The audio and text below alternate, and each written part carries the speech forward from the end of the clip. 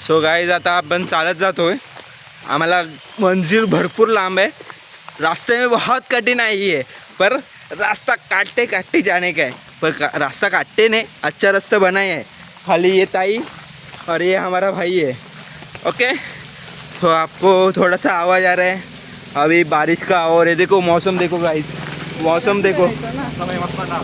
मौसम आहे मस्ताना, बहीणसोबत असताना आणि आयटम नसताना. बोला आता, बोला रामकृष्ण हरी. तर आता असं आपल्याला वाटलं आहे की बाजूने असे टेम्पो गेले आहे, पण आपल्याला त्याच्याकडे लक्ष नाही द्यायचं आहे. आपल्याला मौसमकडे लक्ष द्यायचं आहे. बघा गाईज, फुल ग्रीनरी आहे गाईज. शो बघा, शो गाईज.